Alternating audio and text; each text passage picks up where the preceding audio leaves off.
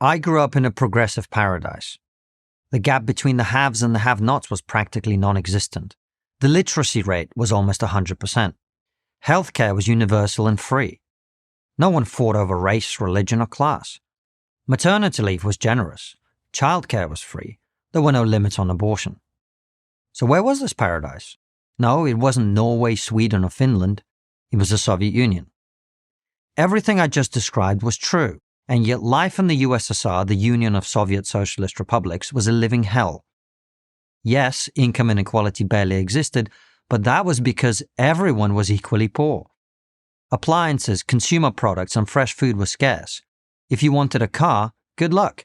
You'd be on a waiting list for 10 years. Yes, women were emancipated, but they spent most of their time waiting in line for hours for food to feed their children. Disposable diapers were unheard of, as were vacuum cleaners. A dishwasher? Are you kidding? Healthcare was free, in theory, but you could only get decent and timely treatment if you had influence, connections, and cash to pay the bribes.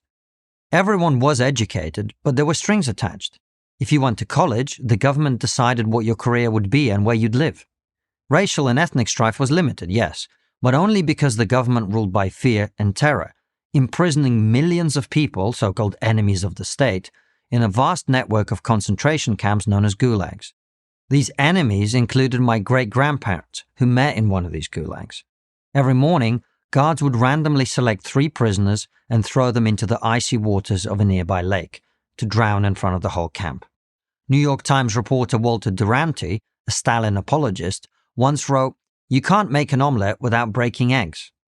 But in the Soviet Union, there were no omelettes, only broken lives, broken dreams, broken bodies.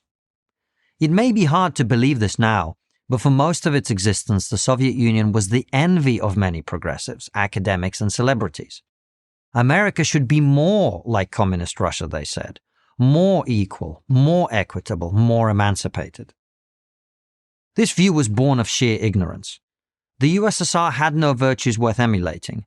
When gullible Westerners visited, they saw what the regime wanted them to see. Literally, movie sets of a workers' paradise. There was even a phrase for it, a Potemkin village. And there was also a phrase for the Westerners who were fooled by this facade, useful idiots. Of course, no one in the Soviet Union was fooled.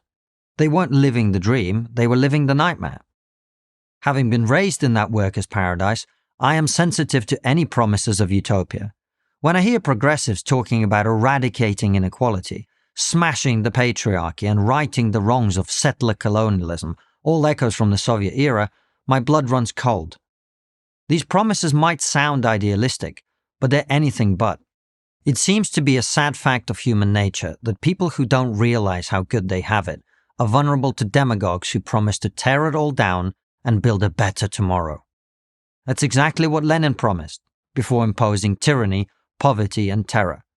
Exactly what Mao promised, before imposing tyranny, poverty, and terror.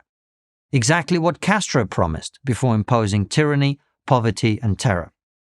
Think it can't happen in the UK or the US? Well, maybe not. Maybe our institutions are so strong they can fight off any attempts to undermine them. I certainly hope so. Then again, do you think the Russians knew where the Bolsheviks were leading them? Do you think the Cambodians knew where Pol Pot was leading them? Venezuelans where Hugo Chavez was leading them? I'll tell you where, to that better tomorrow. And just in case you think those Russians, Cambodians, and Venezuelans were just naive, the New York Times thought the same thing in each case, that they were headed to a better tomorrow. Yes, in a perfect world, everything would be free and everyone would follow their bliss while riding unicorns to the end of the rainbow. But we do not live in a perfect world, and we never will. Every sensible person knows that. There's only this world with all its pain, injustice, and disappointment.